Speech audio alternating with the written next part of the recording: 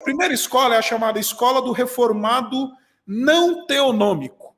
Tá? O que essa escola diz? Então, reformado não teonômico. Que tem dois tipos de reformado. Tem o reformado teonômico e o reformado não teonômico.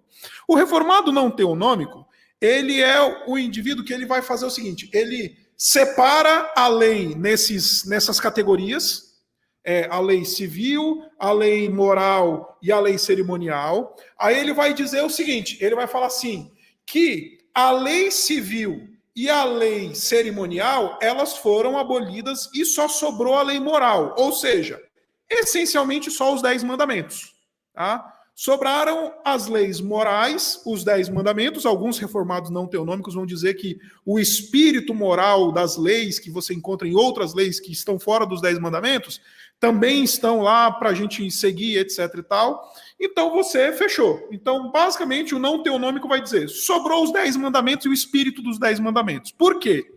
Porque eles vão dizer que é o espírito dos 10 mandamentos que o Senhor Jesus Cristo vai lhe dar lá no Novo Testamento.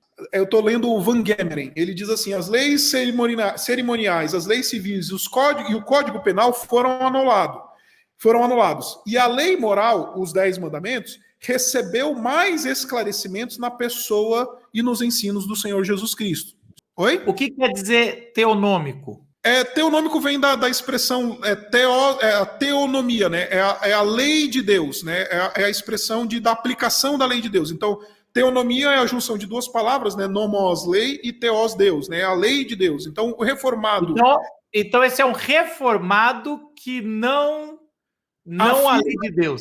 Isso, que não afirma a lei de Deus como um todo, que ela deve ser aplicada a nós. Deu para entender? Agora, ele entende que só a parte moral da lei a gente tem que extrair da lei. Você já vai no Sermão do Monte, primeiro, quando ele fala, eu porém vos digo, e ele amplia os mandamentos, e ele usa mandamentos dos 10 mandamentos, então os exemplos dele, ele não usa outro exemplo, isso fala muito. Ele fala, vocês leram, não matarás, eu porém vos digo. Exatamente. Se vocês olharem com ódio, vocês já mataram.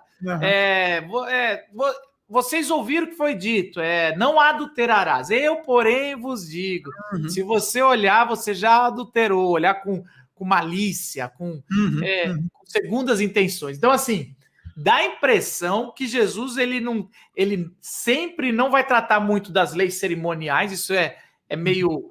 Ou está dando um ressignificado muito mais leve ali sobre não trabalhar...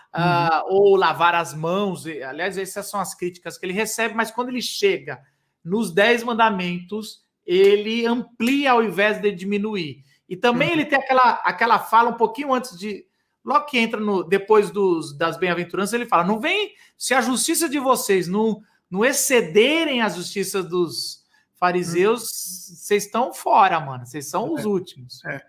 Um outro texto, Marcos, que os teólogos não teonômicos eles usam bastante para fundamentar essa visão da lei de Deus é aquele texto de João, capítulo 8, que fala da mulher adúltera. Porque eles tentam dizer que, por exemplo, Jesus, em alguma medida, ele quebrou a lei ali, porque, de fato, o que a lei devia fazer, o que a lei mandava fazer era que a mulher fosse apedrejada mesmo.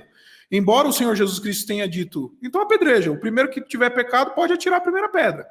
Então, assim, eles dizem que o Senhor Jesus Cristo, em alguma medida, o Senhor Jesus Cristo não pegou o pé da letra da lei, ele tomou o espírito da lei para interpretar os aspectos morais da lei. Então, eles usam bastante o texto de João capítulo 8.